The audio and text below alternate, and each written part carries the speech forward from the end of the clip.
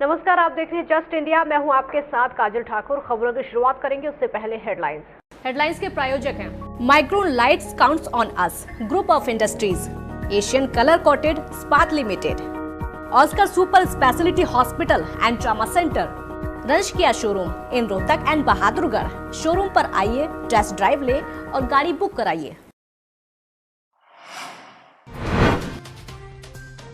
देश में कोरोना मरीजों का आंकड़ा 1,12,000 के पार।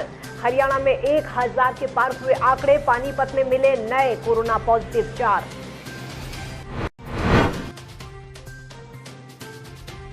रोहतक में एक और महिला कोरोना पॉजिटिव। सेक्टर 2 की रहने वाली है महिला। स्वास्थ्य विभाग में मचा हड़कंप।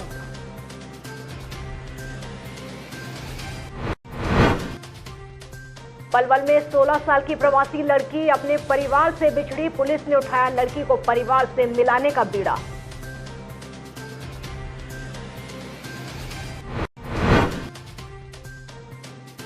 और पुलिस मुख्यालय में मनाया गया आतंकवादी विरोधी दिवस। डीजीपी ने दिलाई आतंकवाद विरोधी दिवस पर शपथ। आतंकवाद का डटकर सामना करने की ली शपथ। खबरों की शुरुआत करें उससे पहले इस वक्त की बड़ी खबर आपको बता दें। बड़ी खबर रोहतक से है। बड़ी और बुरी खबर रोहतक में एक और महिला कोरोना पॉजिटिव मिली है। सेक्टर 2 की रहने वाली है महिला। और आपको ये भी बता दें कि मेदांता अस्पताल भी गई थी महिला। रोहतक में 13 कोरोना पॉजिटिव लोगों की संख्या अब तक हो चुकी है। स्वास्थ्य विभाग में हड़कंप मचा हुआ है। तो प्रदेश में लगातार कोरोना पॉजिटिव मरीजों की संख्या बढ़ती चली जा रही है। रोहतक से बड़ी खबर, बड़ी और बुरी खबर रोहतक के लिए आपको ये बता दें कि एक महिला कोरोना पॉजिटिव मिली है। यहाँ पर पहले मेदांता अस्पताल में भी जा चुकी है, लेकिन आज महिला की रिपोर्ट कोरोना पॉजिटिव आई है। तो स्वास्थ्य विभाग में लगातार हड़कंप मचा हुआ है। सैंपल परिवार के और आसपास के लोगों के लिए जा रहे हैं। लगातार कोशिश ये जानने की जा रही है कि कौन कौन लोग उस महिला के संपर्क में आए थे। उन सबके सैंपल लेने की तैयारी लगातार चल रही है। तो चिंता का विषय स्वास्थ्य विभाग के लिए और सरकार के लिए भी, क्योंकि जिस तरीके से आंकड़े लगातार बढ़ते चले जा रहे हैं, प्रदेश भर में संक्रमित लोगों की संख्या भी बढ़ती चली जा रही है। चिंता का विषय इस वक्त की बड़ी खबर रोहतक से एक और महिला कोरोना पॉजिटिव मिली है। देश भर में कोरोना वायरस का कहर लगातार बढ़ता जा रहा है और देश में कोरोना मामलों की जो संख्या है 1,12,360 पहुंच गई है। आपको ये बता दें कि पिछले 24 घंटे में 5,700 अब तक 90 मरीज सामने आ चुके हैं और एक दिन में 3,002 लोग ठीक हो चुके हैं। 132 लोगों की मौत भी 24 घंटे में हो चुकी है। 45,300 लोग इसी बीमारी को मात देकर ठीक हो चुके हैं। अब तक 3,435 लोग अपनी जान गंवा चुके हैं। इसी बीच भारत के लिए एक राहत की बात यह है कि कोरोना संकट से लगातार 3 महीनों तक जूझने के बावजूद कोविड-19 मामलों का जो पॉजिटिविटी रेट है 4.4, यानी टेस्ट की संख्या 1 लाख प्रतिदिन पहुंच जाने के बाद भी 4.4% लोग ही पॉजिटिव पाए जा रहे हैं। तो आपको ये बता दें कि सरकार की तरफ से कोरोना मरीजों के अस्पताल या क्वारंटाइन सेंटर में डिस्चार्ज को लेकर नई नीति में जो बदलाव किए गए हैं, बुखार ना आने और लक्षण ना बढ़ने की स्थिति में 10 दिनों के भीतर छुट्टी देने की बात कही गई है। इसके तहत साफ किया गया है कि अस्पताल या क्वारंटाइन सेंटर से लौटे व्यक्ति को बाकी के 7 दिन होम क्वारंटाइन के साथ बिताने होंगे। इस दौरान मरीज ना तो घर से बाहर निकले और ना ही ज़्यादा किसी से मेल जोल रखे। वहीं हरियाणा में कोरोना संक्रमितों की संख्या 1,000 के पार हो गई है।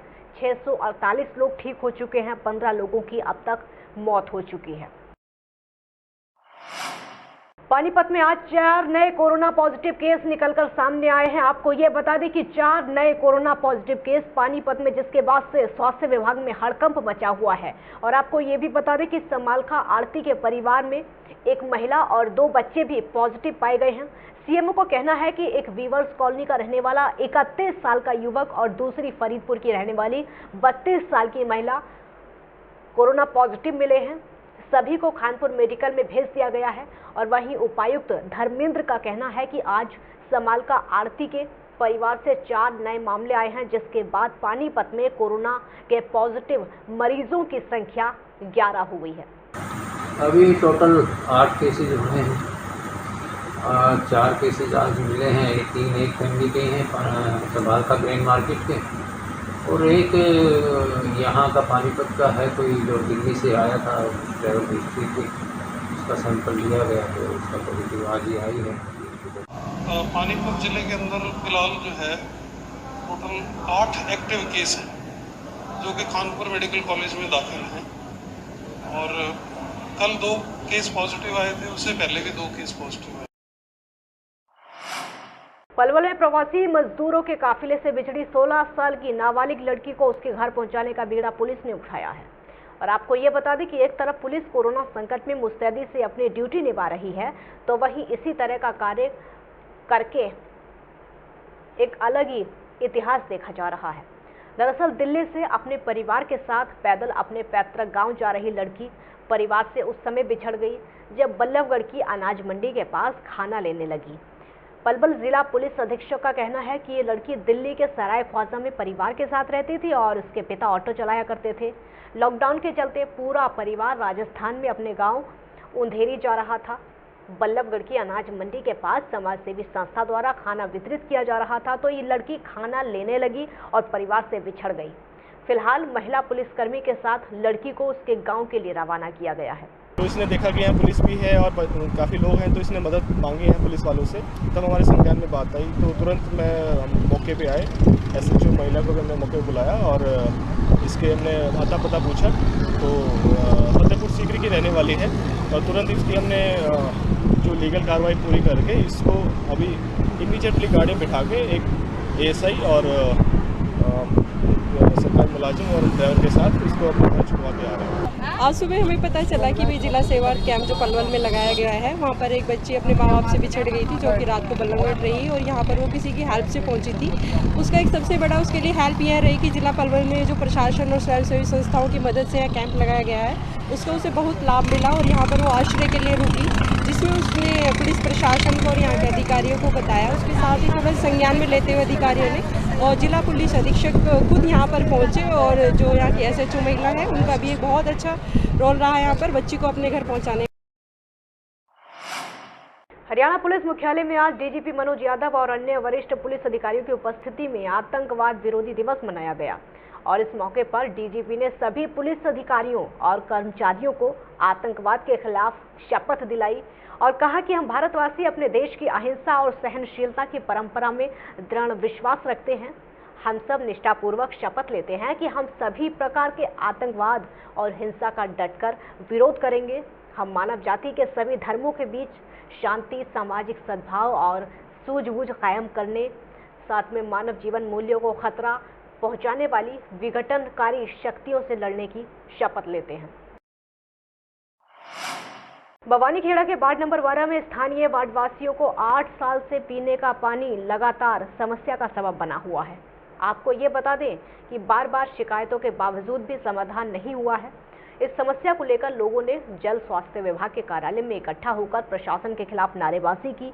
इस दौरान वार्डवासियों ने जल स्वास्थ्य विभाग के अधिकारियों और कर्मचारियों पर भी मनमानी करने के आरोप लगाए, लेकिन अभी तक कोई समाधान नहीं हुआ है। उनका कहना है कि हमने कई बार इस समस्या को विभाग के जेई समेत अधिकारियों को अवगत करवाया है, लेकिन वहां से आश्वासन के सिवाय कुछ नहीं मिलता है। लाइन से जमा करी पड़ी से हम जमा परेशान से पानी मारंदा न्यू कैसे नहीं ठीक करा देंगे। 50 साल है 50 साल पुरानी लाइन है जी, और हम जमा परेशान है, पानी भी नहीं आ रही, हमारी सुनाई नहीं करते जी। हम सामा तू साम मैंने करीबन 8 साल से इस महकमे के चक्कर काट रहा हूँ, मगर बार बार आने के बाद ही कोई भी अधिकारी हमारी सुनने के लिए तैयार नहीं है। जो कि पिछली जो कि बवानीखेड़ा के अंदर आए थे, उनके सामने भी हमने ये मुद्दा रखा था। एक्शन से हम मिली, एससी से हम मिली, हमारी कोई समाधान नहीं है। हमारा एक ही समाधान है, मरना। पैसे तो मरे रहे हाँ, वैसे भी सरकार ने मार दिए, काम धंधे हमारे पास है नहीं, क्यों गरीब आदमी हाँ खाली बैठे, पीने का पानी भी नहीं है, खाने का राशन भी नहीं हमारे पास। झज्जर जिले की अनाज मंडियों और खरीद केंद्रों पर अब तक 17,742 मीट्रिक टन गेहूं और 49,021 मीट्रिक टन सरसों की खरीद हो चुकी है। सभी मंडियों और खरीद केंद्रों से रबी फसल की खरीद के साथ ही नियमित उठान के निर्देश संबंधित खरीद एजेंसी को दे दिए गए हैं। तो जिला खाद्य एवं आपूर्ति नियंत्रक कुशल पाल बुरा का कहना है कि झज्जर अनाज मंडी में 24,281 मीट्रिक टन, कबलाना में 5,173 मीट्रिक टन, भदाना में 3,138 मीट्रिक टन, बादली में 4,220 मीट्रिक टन की खरीद की गई है। हिसार रोड पर स्थित 132 केवी बिजली विभाग के ऑफिस में एक्सचेंज कार्यालय में लगे एसी में अचानक आग लग गई, लेकिन मौके पर मौजूद कर्मचारियों ने आग पर काबू पा लिया। बिजली विभाग के कर्मचारी धर्मवीर का कहना है कि कार्यालय में एक्सचेंज बैठकर काम कर रहे थे, तभी यहां पर लगे एसी में अचानक किसी वजह से आग लग गई, जिसके बाद मौके पर मौजूद कर्मचारियों ने उपलब्ध संसाधनों से आग पर काबू पाने की कोशिश की और आगजनी की सूचना फायर ब्रिगेड को भी दी गई। फिलहाल आग लगने की वजह शॉर्ट सर्किट बताई जा रही है। इसका सर ऐसे है कि यहाँ पर एक्शन साहब बैठे हुए थे, कार्य कर रहे थे और उसी दौरान एसी लगा हुआ हमारे यहाँ पर, एसी के अंदर से कोई स्पार्किंग हुई है जिसकी वजह से ये आग की घटना घटी है। तो कोई नुकसान भी हुआ सर इसमें जी? इसमें ज़्यादातर ह्यूमन बीइंग का कोई नुकसान नहीं हुआ है, किसी को चोटें नहीं आई हैं। कुछ समय रहते हमने सभी को बाहर निकाल दिया था और उससे कुछ हमारा जो फर्नीचर वगैरह है कुछ थोड़ा बहुत बर्न हुआ है हमारा, उसकी हमें लिस्ट बनाने लग रहे हैं और उसके बाद में उसकी जो भी भरपाई होगी प्लास्टिक वगैरह बनाया जाएगा।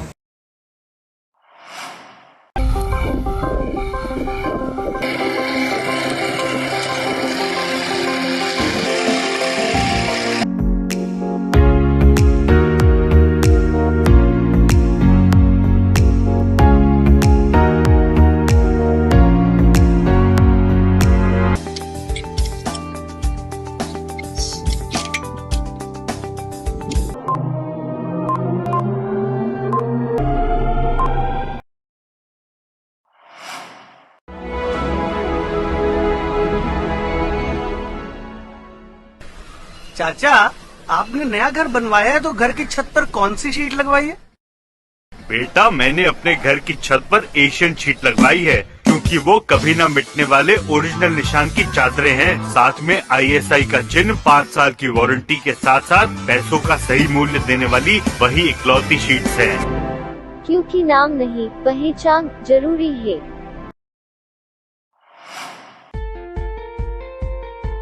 Be Fast Fit, India's fastest growing fitness chain, now at Rohtak D Park and biggest fitness club. Services like cardio, full strength and free weight stations, CrossFit, group classes, aerobics, yoga, Tabata training, high intensity training with professional trainers, steam bath and sauna bath. Be Fast Fit, be the best of yourself. Right to addition reserved.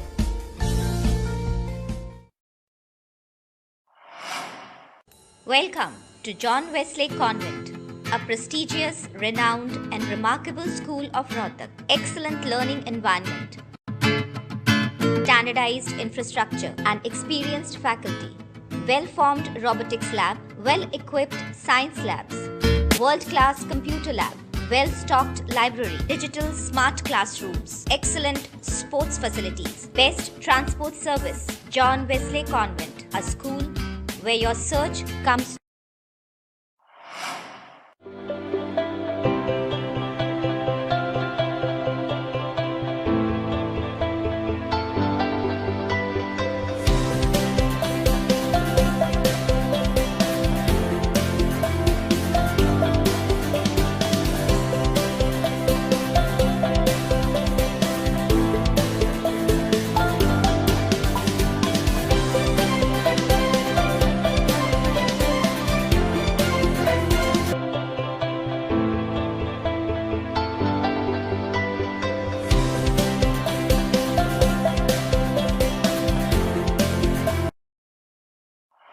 खबरों में फिलहाल इतना ही। देखते रहिए just India. नमस्कार।